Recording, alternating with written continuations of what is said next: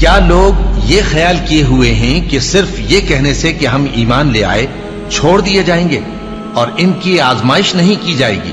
اور جو لوگ ان سے پہلے ہو چکے ہیں ہم نے ان کو بھی آزمایا تھا اور ان کو بھی آزمائیں گے، سو اللہ ان کو ضرور معلوم کرے گا جو اپنے ایمان میں سچے ہیں اور ان کو بھی جو جھوٹے ہیں۔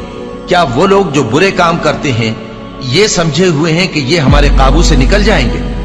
جو فیصلہ یہ کرتے ہیں برا ہے۔ جو شخص اللہ کی ملاقات کی امید رکھتا ہو تو اللہ کا مقرر کیا ہوا وقت ضرور آنے والا ہے، اور وہ سننے والا ہے، جاننے والا ہے۔ اور ہم کسی قدر خوف اور بھوک اور مال اور جانوں اور میووں کے نقصان سے تمہاری آزمائش کریں گے، اور صبر کرنے والوں کو بشارت سنا دو کہ ان لوگوں پر جب کوئی مصیبت واقع ہوتی ہے تو کہتے ہیں کہ ہم اللہ ہی کا مال ہیں اور اسی کی طرف لوٹ کر جانے والے ہیں۔ یہی لوگ ہیں جن پر ان کے پروردگار کی عنایتیں ہیں اور خصوصی رحمت بھی ہے، اور یہی سیدھے رستے پر ہیں۔ اور اے پیغمبر، ہم نے تم سے پہلے کسی آدمی کو بقائے دوام نہیں بخشا، بھلا اگر تم مر جاؤ تو کیا یہ لوگ ہمیشہ رہیں گے؟ ہر شخص کو موت کا مزہ چکھنا ہے، اور ہم تم لوگوں کو سختی اور آسودگی میں آزمائش کے طور پر مبتلا کرتے ہیں، اور تم ہماری طرف ہی لوٹ کر آؤ گے۔ کوئی مصیبت زمین میں اور خود تم پر نہیں پڑتی مگر بیشتر اس کے کہ ہم اس کو پیدا کریں ایک کتاب میں لکھی ہوئی ہوتی ہے، اور یہ کام اللہ کو آسان ہے، تاکہ جو فائدہ تمہیں حاصل نہ ہو سکا اس کا غم نہ کھایا کرو، اور جو تم کو اس نے دیا ہو اس پر اترایا نہ کرو۔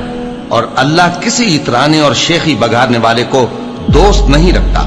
اور ہم نے تمہیں ایک دوسرے کے لیے آزمائش بنایا، کیا تم لوگ صبر کرو گے؟ اور تمہارا پروردگار تو دیکھنے والا ہے۔ اے اہل ایمان، تمہارے مال و جان میں تمہاری آزمائش ضرور کی جائے گی، اور تم اہل کتاب سے اور ان لوگوں سے جو مشرک ہیں بہت سی ایذا کی باتیں سنو گے، تو اگر صبر اور پرہیزگاری کرتے رہو گے تو یہ بڑی ہمت کے کام ہے۔ کیا یہ دیکھتے نہیں کہ یہ ہر سال 1 یا 2 بار بلا میں پھنسا دیے جاتے ہیں، پھر بھی توبہ نہیں کرتے اور نہ نصیحت حاصل کرتے ہیں؟